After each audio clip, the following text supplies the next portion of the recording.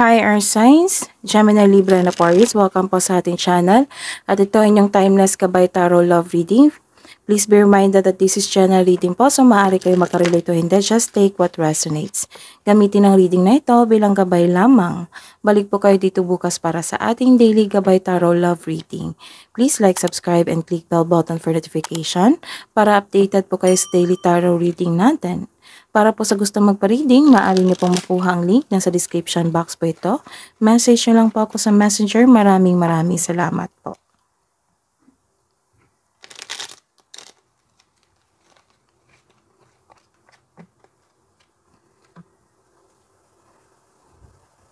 Spirits guys, ano po ang message niyo po para sa mga single na Gemini, Libra, and Aquarius?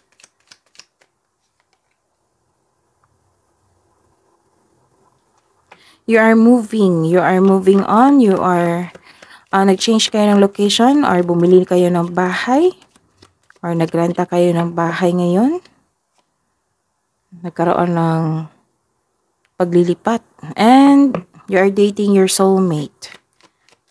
Maaring friend nyo pa siya ngayon or nakausap nyo na siya ngayon or parating na. Nagkaroon ng desire dito. It might be you, it might be your kadate. Nagkaroon ng lust, sexual chemistry. And nagkaroon ng agreement, pag-uusap, agreement, kasunduan, settlement. Sa mga may relasyon po, spirits guys, masahe niyo po sa mga may relasyon na Gemini, Libra, and Aquarius. Opo. May surprise visit. May surprise visit sa araw na ito.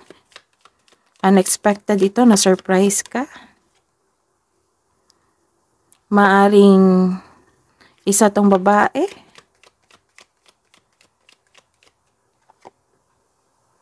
Masaya kayo ngayon. May moment po sa araw na ito.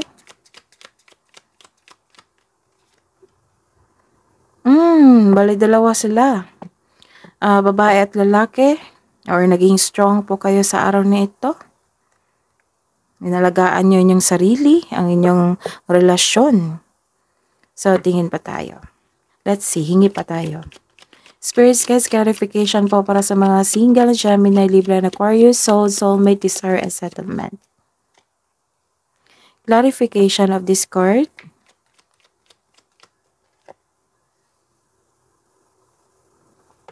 Clarification of this sa mga may relasyon po na Gemini, Libra, and Aquarius. Clarification po sa pop-up divine feminine and masculine and today.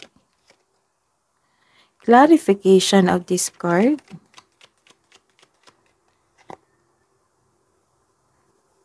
Sa mga single dyan, maaring nag-date pa kayo pero pinakilala mo na siya sa inyong mga kaibigan or sa family, or maaring siya pinapakilala ka sa kanyang mga kaibigan or sa kanyang family, ayun, sa mga close friends niya. Nakikita ko dito masaya kayo eh. Sinishare mo yung past love mo, past experience mo sa kanya, or it might be siya po. This card warns you, baka magkaroon ng unhealthy or toxic relationship dito. Maaring naging lust. So, this is the confirmation of your card here. 1 and 2. Maaring naging lust over love o nagkaroon kayo ng controlling partner. So, ingatan, pag-isipan ng mabuti. Para sa mga may relasyon dyan, isa sa inyo hindi makamove on, naging toxic ang relation nyo noon or ngayon, naubusan ka ng pag-asa, siguro may nasabing hindi maganda ang kapareha mo na nagdulot ito ng trauma. Kailangan yung pag-uusap ng mahinahon. Open up yourself na ito yung daing mo, give up your worries. Maaring nagkaroon na kayo ng moment sa araw na ito, dumating yung partner nyo, maaring ikaw ito or at siya. O yung babae at lalaki nagkaroon ng moment sa araw na ito. Nag-uusap kayo, sinusubukan nyo magkaroon ng solusyon sa inyong matagal na problema. So give up your worry. Kasi nakikita ko dito wala siyang time. Sobra siyang busy sa trabaho or it might be you na sobrang busy sa trabaho. This is a reverse card. Nagkaroon po kayo ng isang disconnection from your intuition. Nagkaroon din ng hidden motives. Nagkaroon ng overthinking and overanalyzing the situation instead na magkaroon ng tiwala sa kanyang sarili. Nagre-rely ka sa guidance sa opinion ng iba. So, trust yourself muna. Think about it. This is also means wala kang alam sa mga pangyayari, you refuse to look within. Basta po nagkaroon ng pag-uusap dito. At this is your moment na magkaroon kayo ng communication. Hidden truth, anong iniisip mo, anong iniisip niya para po sa mga single, lumipad. You don't know how hard it was to let you go. I wish things could be different sa mga may relasyon. I love you. And I hid who I really am from you. Ooh. Love advice po para sa mga single dyan. Embrace your inner divine goddess. And take time to your journal. List 10 things you're thankful for. Love advice po para sa mga couple natin. Gemini, Libra, and Aquarius. Openness. Okay.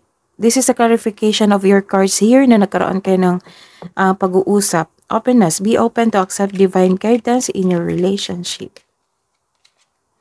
And challenge nyo lang po ito sa inyong relasyon. All true soul connections involve challenge that can be overcome together. Love advice po para sa mga single. A message for you. I'm thinking of you this very moment. Your love fills me with light. I love you. Sa mga may relasyon, wait. Don't rush into it. Allow nature to take its course. That is your reading. Gemini, Libra, and Aquarius. Please like, subscribe, and click bell button for notification para updated po kayo sa daily tarot reading natin. Maraming salamat po.